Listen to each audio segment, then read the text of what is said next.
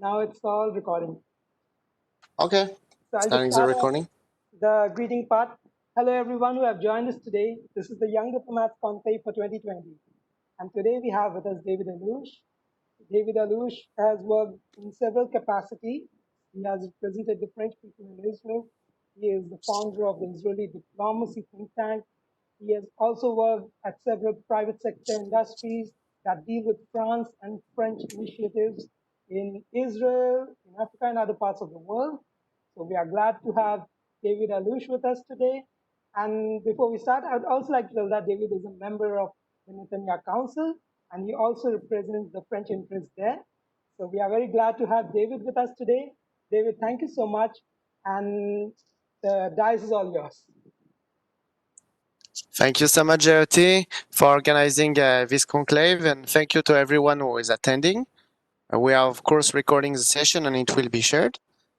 So we'll start with the topic, and of course, you can stop by and ask any question whenever you want. JOT, if you allow me, I just would like to present our new cover of the Young Diplomats magazine. It's called Pakistan Foreign Policy, and here our authors are analyzing it. You can find it in several universities in Europe and in North America. So I will give more details at the end of the conclave. So thank you everyone for coming. So I will share my screen, if you allow me. So you can of course find all the material that we are presenting on our website, www.youngdiplomats.com. So I will share my screen. Jayoti, can you see my screen? Yeah. Okay, Is it like a amazing. Statista screen? Perfect. Yes, correct. Okay. So thank you very much, everyone. So the point of this conclave is to identify exactly the place of the European Union, where the European Union stand now, and what is holding the European Union apart. As you have heard in the news a lot about European Union's Brexit, etc., etc. I would like to explain to you what's going on exactly in the EU right now. So first of all, what you need to know is that the EU is composed of 28 countries or something like a lot of countries. It was originally founded by Western countries, then it expanded to a lot of countries in the East, okay, notably the Baltic state. And what you need to understand today is that there is a lot of issue in the EU, whether it's political or financial. For example, as you can see on the screen right now, you can identify exactly who are the winners and the losers in the European Union. So in blue, what you can see is the net contribution to the EU budget. So basically how much they are losing, they pay more than they receive. And you see that Germany was in 2018 was the biggest contributor. It lost 17 billion euro, and France was also the third one. So my first point, which is very important for you to understand, is that Germany is basically, to make it short, the one that is paying in the European Union, and France is the one that is providing the culture and etc. that is setting up the cultural framework. Okay, and one thing that the European Union has in common is that they fight for human rights. It's probably the only organization in the world, political organization, that is fighting for human rights, and it's like the supreme value, as you can see in the ruling of the European Court of Justice, etc., etc. So what you can see here is that Germany, UK, and France were the countries that were paying the most in the EU. Okay, and by far, Germany is by far paying much more than any other countries. Okay, and that was one of the reasons why the EU decided also to Brexit, is that they're losing much more money than they're gaining. And at the end of the scale, you can see the countries that are benefiting the most from the EU. So all these countries that you see in red are the countries that are benefiting the most. For example, the Baltic states, Latvia, Lithuania, etc., etc. They receive a lot of money from the EU. Okay, and what is very important is that Poland is the one that is benefiting the most from the European Union, as you can see here. So these are some statistics to give you the framework. And the EU is facing a lot of challenge recently. So of course, all of you probably have heard about the Brexit, right? But Brexit was only one of the challenges that happened. So what we have in the EU right now, it's like two blocks of country. We have a first block of country which is extremely liberal, that is um putting the liberal value above everything. For example, Germany, UK, France, Netherlands, Sweden, Austria, and Denmark. They are very, very liberal countries, open-minded countries. And the other block that we have is a political block. And I think this is the most important thing for you to know about the EU. It's not why now. It's called, I put it, you can check on Wikipedia right now. The second bloc is composed of much more conservative country in the EU. It's called Visegrad Group. So Visegrad Group, also called V4, is basically a political alliance of countries inside Central Europe: Czech Republic, Hungary, Poland, Slovakia, and also basically all the Baltic countries. And what they have in common, the countries from this group, is that they have a significant cultural difference with the Western European countries. For example, in terms of religion, these countries are heavily religious compared to France, Germany, UK that are not religious. They are very religious, and their conception of Europe is a Christian Europe. Okay, which makes sense in the beginning, because Europe was at the beginning Christian. So you can see that there is big political difference between these two blocks, and this is very important in the European Union right now, because there is a lot of difficulties, for example, to create a foreign policy. The European Union has difficulties to create a consistent foreign policy, because, as you say, you have a very liberal bloc of countries in the West, and in the East you have a very conservative bloc of country. And for example, the EU is struggling to on several political issues. For example, you take some conflict in the migrant crisis. You know, some African and Syrian, they are leaving their country, fleeing the poverty.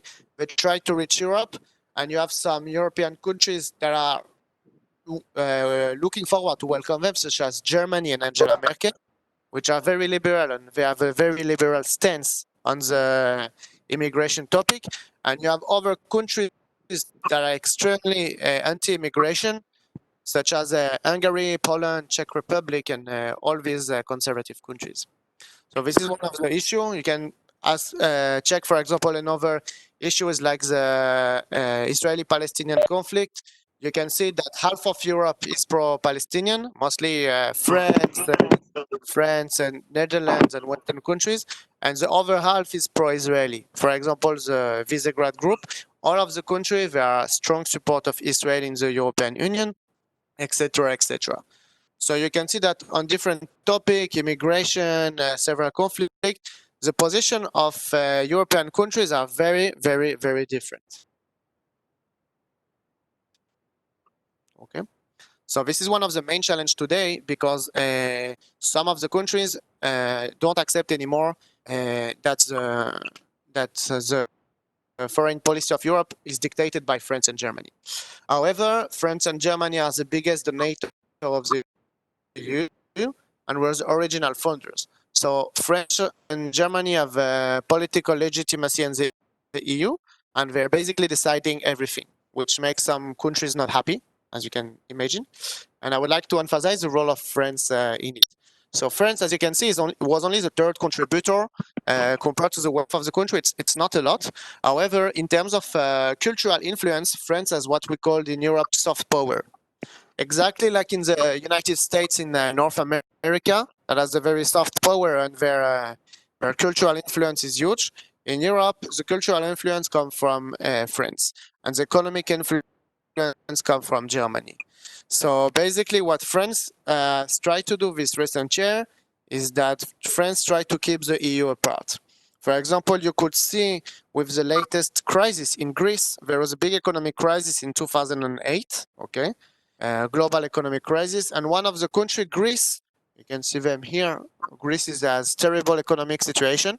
We receive a lot of money from the EU, and basically Angela Merkel and Germany, they said, we can leave Greece apart. Greece, they had too much debt. They're in terrible economic situation, and they wanted to get rid of Greece out of the European Union.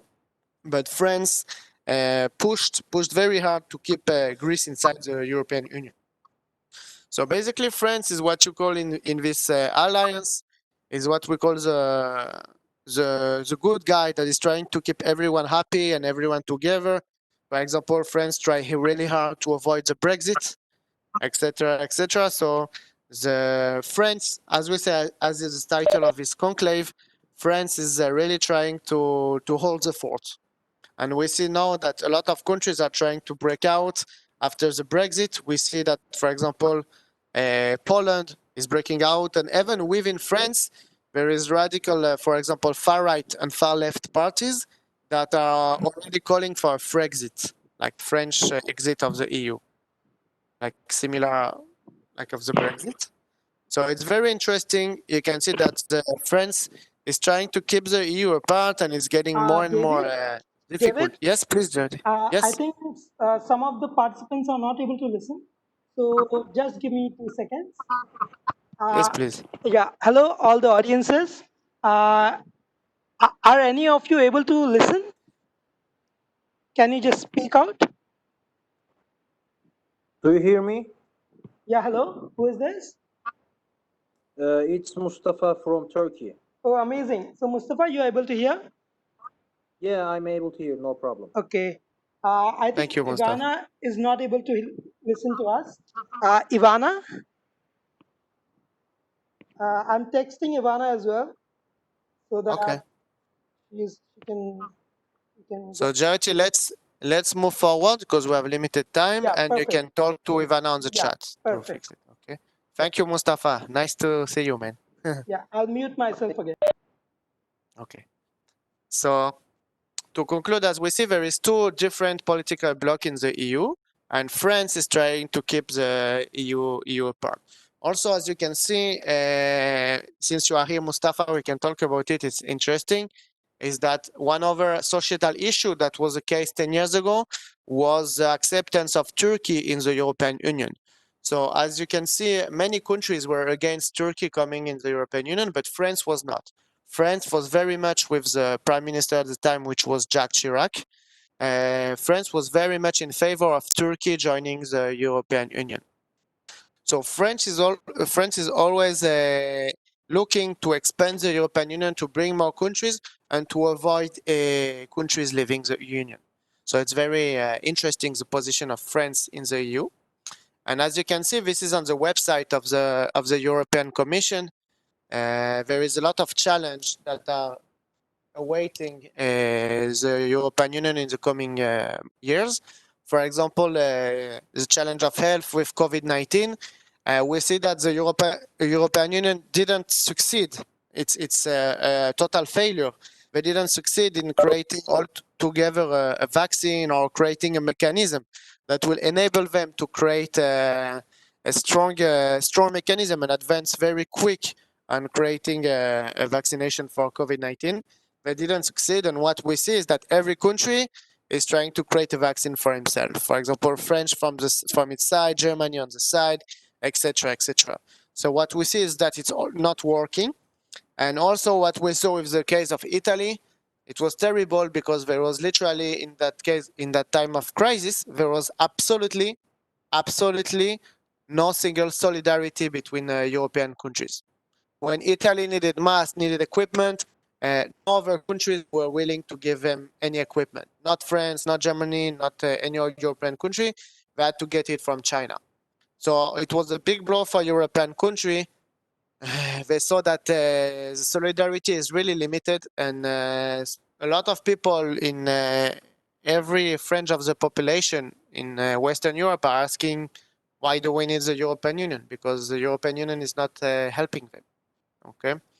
However, there is some success. We see that there is a strong success in defending the border. For example, in terms of immigration, they created very strong mechanism in the Mediterranean Sea to be able to save the migrants around the sea and to create a common defensive policy.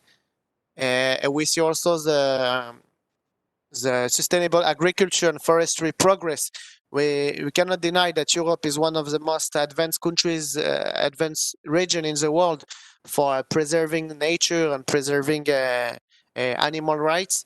It's much more advanced than in North America. There is a lot of laws that protect biodiversity, and even if there is more efforts to be done, European Union has really succeeded in making Europe a more sustainable and green place. Okay, as you can see on the screen. Uh, However, what we can see is that unsecure societies, protecting freedoms and security of Europe and its citizens, also European Union and particularly Western Europe are totally failing. They are failing. Why? Because we have seen recently in years a big increase of terrorism, and due to massive societal problem, much rate of crime which was much higher than the last decade. Okay, so we can see that all this together has pushed a lot of far right movement to the political arena, and they win a lot. For example, in France, you can see that Marine Le Pen, which was from far right, she managed now in every election to reach the final stage. And we can see that in Germany, AfD movement, they made a very strong stance in political. There were no one 10 years ago, and now they are very strong. We can see in Spain is the same with the political party Vox.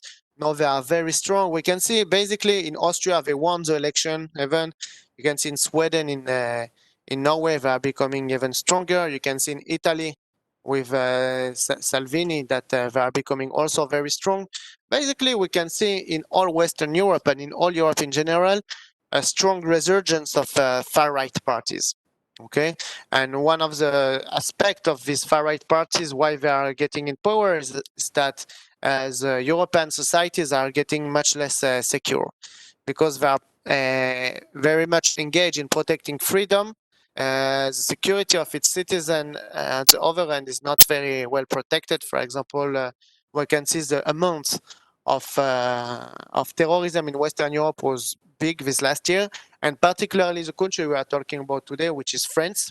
France has a very negative how do you say summary when it comes to terrorist attack. This last 6 or 7 years, there was like at least a 50 attempt of terror attack in France, which is not very common for a Western country. So clearly, the secure societies are not something in Western Europe, and clearly here the EU has failed, and particularly France has failed. So to come back to the graph, I wanted to show you. Yes. So what you can see to conclude this conclave is that there is two categories of countries in Europe when it comes to economy. There are the countries that are benefiting from the EU, mostly the countries from the East and Southern European countries. They are benefiting from the European Union. They want to stay in the European Union. And there are the Western countries that are richer and that are contributing more to the EU budget. And some countries are not happy with this position. For example, the UK that decided to leave the European Union in 2018.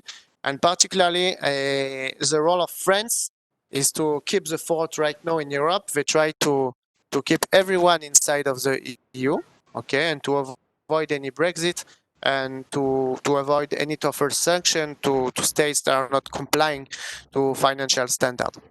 Basically, Germany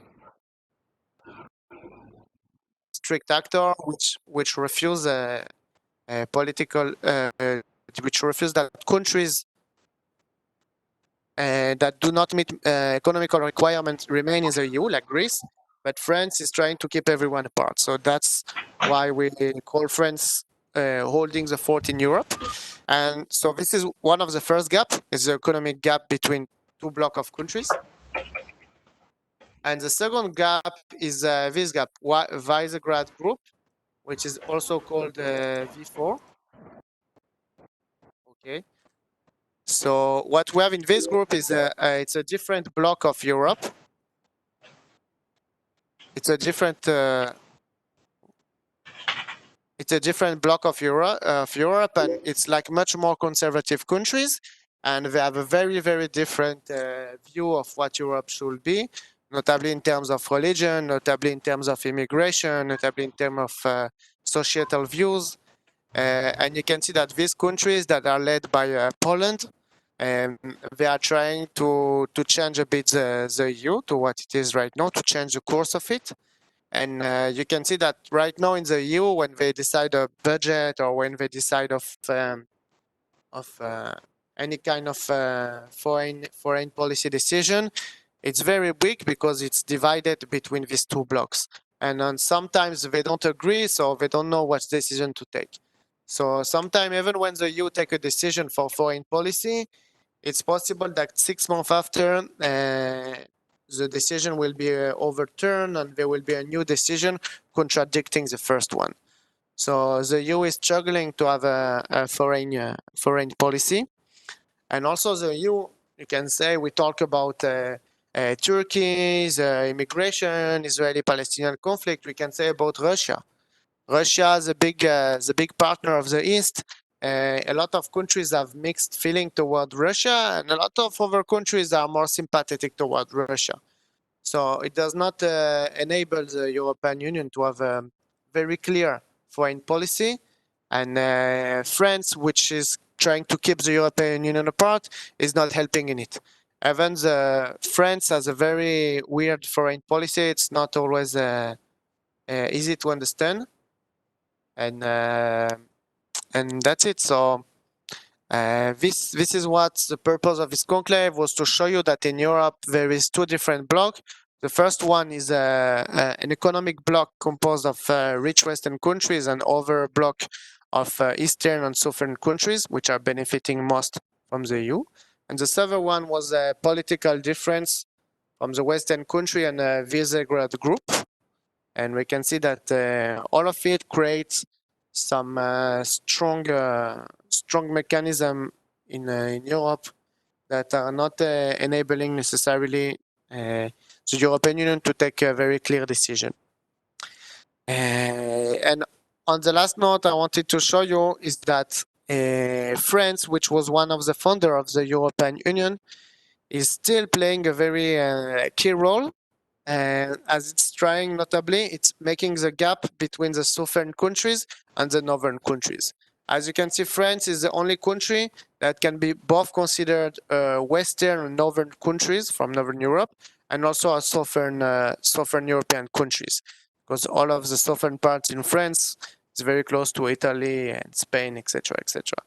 So France has a reputation of being like kind of the nice man, the mediator, you know, trying to find always compromise and things like that. While Germany is seen more as the father of Europe, like trying to be more tough of financial decision, etc., etc., and to have a very strong stance, notably on economic viewpoint. Okay. So, Jayoti, are you still here? Yes, David, I'm here. So I think I'm done. Is there any question regarding the contribution by member state? Any question on what I said, or you want to add something? Yeah. So, David, I'll ask. I'd like to tell other audiences that they can tweet their questions to Advisory Conclave, or they can unmute themselves. If you're not able to unmute yourself, I'm going to unmute most of you all right now. So, just to ensure that there's no, I have unmuted most of you all right now.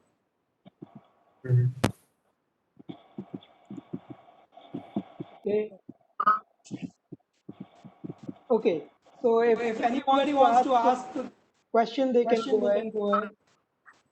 And further, is there any echo or something? Yeah. Now it should be better. So yeah. So David, I would like to ask a question that you spoke a lot about France's role as a providing the cultural capital for EU. I would also ask, could you contribute in the sense that France is also one of the largest EU military forces? Jarity, can you speak closer to the mic, please? Yeah. Am I audible now? Yes. Yeah. Thank you. So, could you tell us something about France's military role? For instance, France is one of the largest armed forces within the NATO, and also it has an aircraft carrier, nuclear aircraft carrier, perhaps the only nuclear aircraft carrier in the European Union, and it has two helicopter carriers, and it sends its forces to Africa and other countries as well, as recently as Mali a few days ago after the coup. So, could you tell us something about France's ability as a military power as well? Yes, definitely, definitely, Jarity. Mustafa, can you put mute? Yes. Thank you. Thank you. So, thank you. So, Jarity, exactly, it's a very good question. So, in terms of military capabilities, Europe has almost no European, military capabilities. Germany has a strong army, but they cannot leave Germany, so it's not very useful. And France has the strongest military in the EU and the NATO after the US. And yes, it has strong capabilities. And we are, I think, the only European country that has the capability to project itself to foreign soil, for example, in Africa with Operation Barkhane. And that's it. So France has very strong military capability. It's very important in Europe, but I don't think it's something that matters in the European Union, the military force. Military is very secondary in Western European countries. They are not that important in the decision making, and as you can see, rarely in Germany, France, UK, or Italy, you have a general going very far in politics compared to other countries like, for example, maybe India, Pakistan, Israel, United States, South America, where the military is much more powerful in politics. In Europe, military is not something that is very important in the decision-making area. It's a very good question. Yeah, so any of our audiences want to ask a question, they can unmute themselves or maybe even raise a hand or ask a question. Go ahead.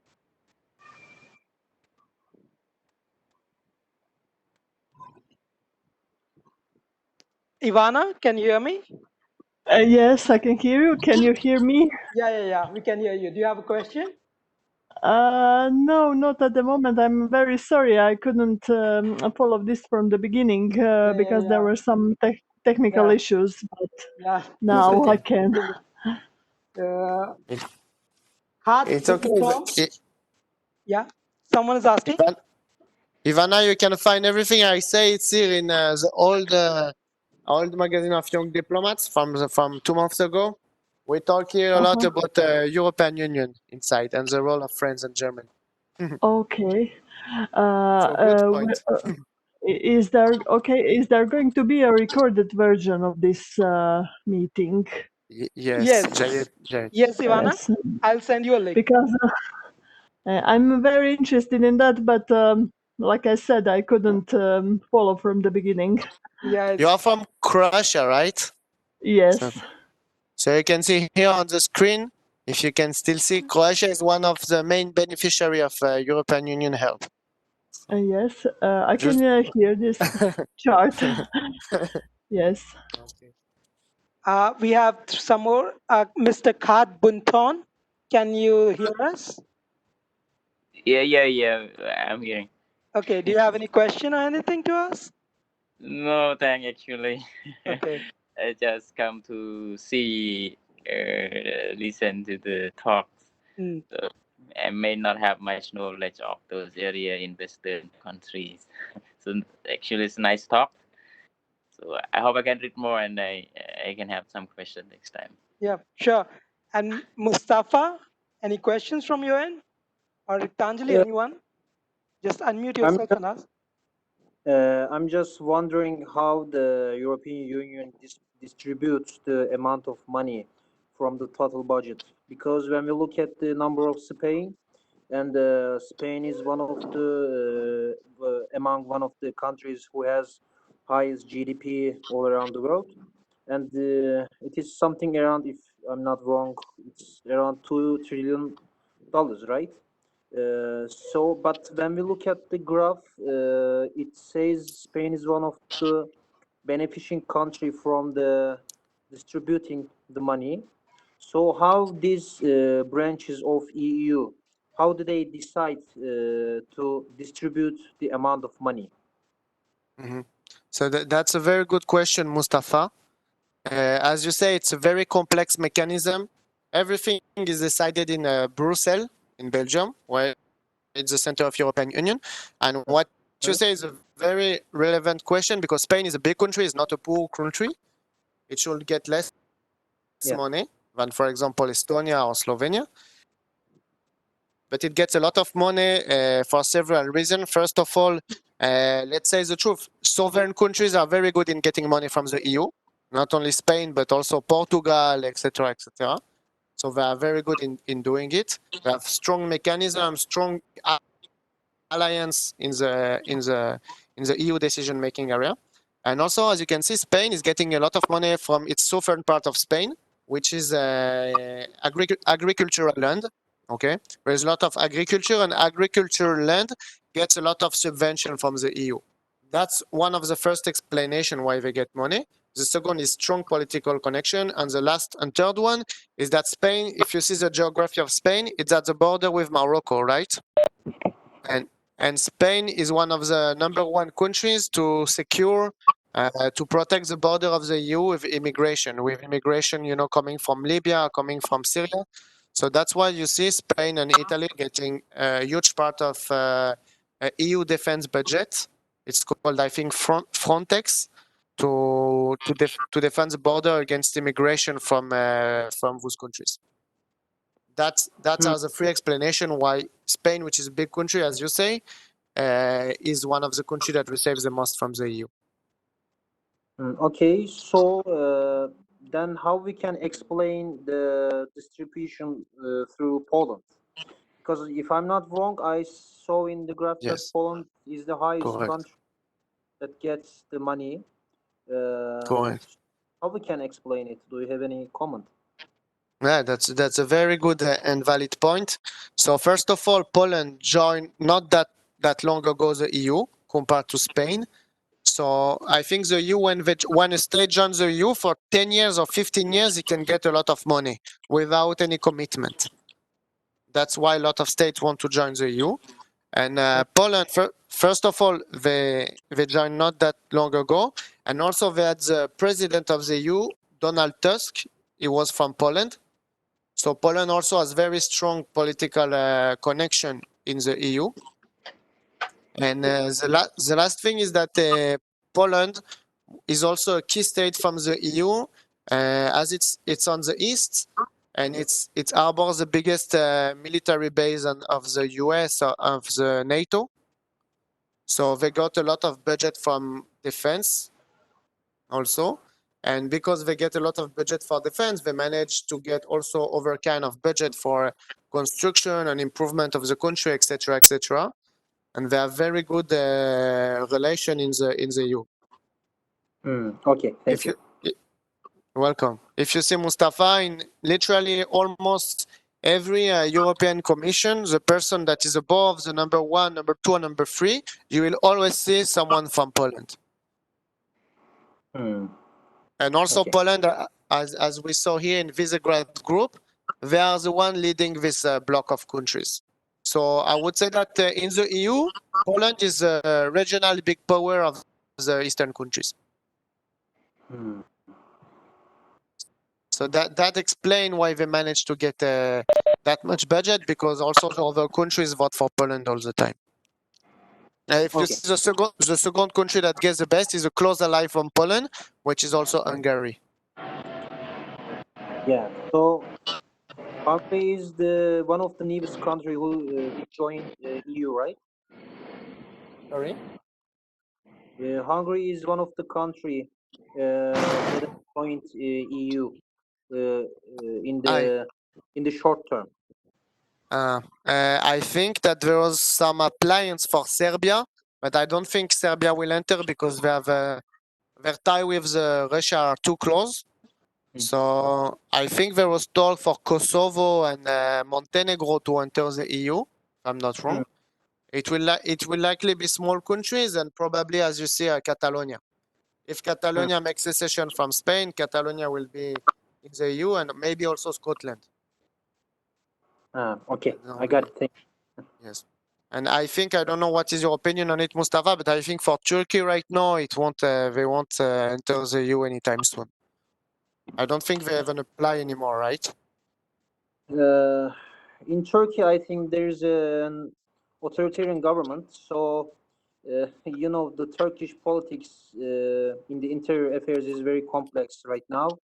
So, in order to keep the conservative people and get their votes, I think the government stands at the opposite side of joining EU right now. But at the same time, they are not trying to just split up from the relations, because there are many economic and political factors between Turkey and EU. But yeah, I think there is no sincerity in the Turkish decision-making mechanism toward EU. So I don't think in the close future Turkey will be a member of EU, but maybe if the government change, there might be new developments about that. Okay. Thank you. I agree with you. It makes a lot of sense what you say. Do any of our other listeners have a question? They can unmute themselves and ask. Okay, I have one, by the way. So, David, as you raised an important point regarding Scotland, and there is a case because Scotland has its own parliament, just as England does, and it is a part of the Great Britain of United Kingdom and Northern Ireland as well. So while England has left European Union, can Scotland have still, despite that, have a close relationship with EU? Like some of the Scandinavian countries that are not part of EU do maintain close relationships with the EU, and they are able to get benefits from EU despite not being members of EU. Right. That's a very good point, Charity, that you mentioned. So yes, first of all, Scotland is not happy with the Brexit. They have a lot of banks that are connected to the EU and they need to stay in the EU. And I think you are right. The EU has a very strange mechanism that say you not necessarily need to be part of the European Union to get the benefits from being in the European Union. You can see it from Switzerland, for example. You can see it for Norway. They are not in the European Union, but they get a lot of benefit from it. And as you say, I have no doubt that Scotland will get a special statute and be in the European Union. And I think it's a bit weird because European Union has such strange rules. Sometimes you don't understand. It doesn't make any sense. So, for example, you're not in the EU, but you can still get the advantage of being in the EU, and you can still be considered as a market from the EU. Sometimes it's hard to understand the regulation from the European Union. But from Scotland, as you said, I believe Scotland will be granted such rights and to be a privileged trade partner of the European Union. And by the way, it's very important to mention that because there is two countries that have applied for this special relationship with the European Union to get in the same market, to get the same benefits. First one is actually three countries. First one is Morocco, which is in the process of getting it. And second one is Israel, which is in the process, but we don't think it's going to happen. And the third one is Lebanon that asked for it, but Lebanon will never get it because they don't have a proper government. But I think in the future, in the next 10 years, we can see Israel and Morocco entering the European Union economical market. I'm very confident for it. And I think maybe also Serbia, Kosovo, and all these countries in the Balkan area. Thank you so much, David, for being with us today. And if any of our guests have any questions, they can write an email to David. And perhaps, David, you could give us your email ID if someone can ask a question. Correct. I Your will Twitter show or it. Instagram. I will show it all. Why it's like that? It's on the website. You can show.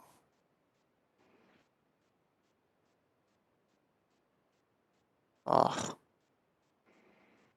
They can send. They can send it. They can send it on the website. There is the email. There is everything. So they They can just send any question on the website. It will be my pleasure to answer them. And I would like to thank all the team and especially you, Charity, to organize this amazing conclave, these amazing activities.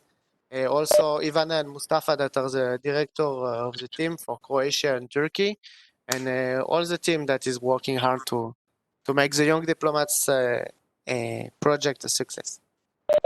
Thank you to all our audiences for being with us today. And you all get the links to review this episode and you can go through them. Meanwhile, be ready for our next session, which is going to be held in a week's time. And we'll be having General Spalding, a former US Air Force Brigadier General. Wow. And he would be telling us so much more about China, COVID 19, and other issues which are close to his heart. So you'll all get an email for that as well. And thank you, everyone. I'd like to thank everyone. And bye bye. See you all soon. Thank you, Bye David. Thank you so Thank much. you. Bye bye. bye. Bye. See you Bye. Au soon. Bye revoir. bye. Bye, Thank you. guys. Bye bye. Bye bye.